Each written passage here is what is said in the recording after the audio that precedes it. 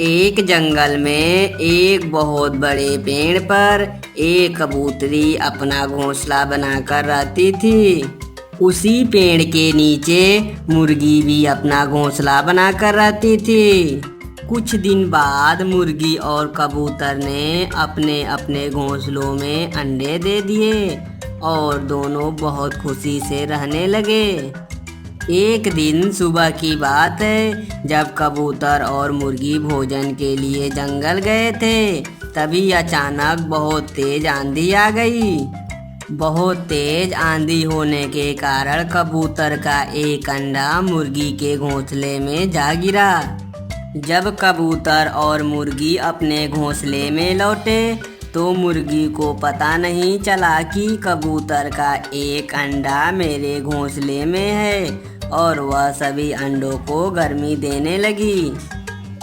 वहीं कबूतरी अपने घोंसले में एक अंडा कम देखकर बहुत दुखी हुई और उसने सोचा शायद मेरा अंडा कोई शिकारी पक्षी खा गया होगा। कुछ दिन बीतने के बाद मुर्गी के अंडे से चूजे बाहर आ गए। मुर्गी ने देखा कि मेरे दो बच्चे एक जैसे हैं, लेकिन तीसरा बच्चा हम सबसे अलग है। मुर्गी भी अपने ममता के कारण मान गई कि वह बच्चा भी मेरा है। कुछ दिन बीतने के बाद तीनों बच्चे बड़े हो गए और घोंसले के आसपास खेलने लगे। एक दिन कबूतर ने सभी बच्चों को खेलते हुए देख लिया। कबूतर ने देखा कि उनमें से एक बच्चा कबूतर का है। वह तुरंत समझ गई कि मेरा एक अंडा मुर्गी के घोंसले में जा गिरा था और फिर कबूतरी मुर्गी के पास गई और मुर्गी से कहा, मुर्गी बहन, आपके 3 बच्चों में से एक बच्चा मेरा है। मेरा घोंसला ठीक आपके ऊपर पेड़ पर है। शायद मेरे घोंसले में से मेरा अंडा आपके घोंसले में आ गया था, इसलिए बहन मेरे बच्चे को लौटा दो। बच्चा? कैसा बच्चा? तुम्हारा कोई बच्चा नहीं है मेरे पास। खबरदार, आज से मेरे बच्चे की तरफ आंख उठाकर देखा तो चलो भागो यहाँ से, नहीं तो मैं चील पुलिस को बुला दूंगी। बड़ी आई बच्चा लेने वाली। मुर्गी भली भांति जानती थी कि यह बच्चा मेरा नहीं है, लेकिन उसकी ममता ने उसे रोक दिया और उसने कबूतर को उसका बच्चा नहीं दिया।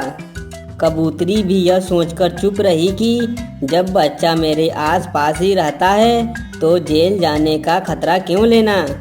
अगले दिन जब मुर्गी के सारे बच्चे खेल रहे थे, तभी कबूतर के बच्चे ने देखा कि उसके जैसे दिखने वाले पक्षी आसमान में उड़ रहे हैं और उसे देखकर उसके मन में सवाल उठा और वह तुरंत अपने माँ के पास गया और पूछने लगा, माँ, मैंने देखा मेरे जैसे दिखने वाले पक्षी आसमान में इतनी ऊंचा कैसे उड़ रहे हैं और हम क्यों नहीं उड़ सकते?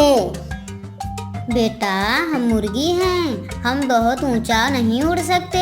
हमें भगवान कम ऊंचा उड़ने के लिए बनाया है और उन पक्षियों को ऊंचा उड़ने के लिए बनाया है, इसीलिए वह ऊंचाई पर उड़ते हैं और हम नीचे रहते हैं। माँ, एक और बात बताओ, मैं अपने दोनों भाइयों से अलग क्यों हूँ और मैं ऊपर उड़ रहे पक्षियों की तरह क्यों दिखता हूँ? बेटा, तुमने कभी लौकी की बेल देखा है क्या, जिनमें से सारी लौकी एक जैसी नहीं होती। कोई मोटा, कोई पतला तो कोई छोटा होता है, जबकि सारे एक ही बेल पर लगते हैं। इसी प्रकार तुम तीनों भाई रंग रूप में, आकार में अलग अलग हो और तुम सब एक मुर्गी के बच्चे हो। माँ की यह बात बच्चे के दिमाग में पूरी तरह बैठ गई और वह जिंदगी भर मुर्गी के बच्चों के साथ रहने लगा और वह कभी भी ऊंचाई पर नहीं उड़ा और मुर्गी के जीवन जीकर मर गया।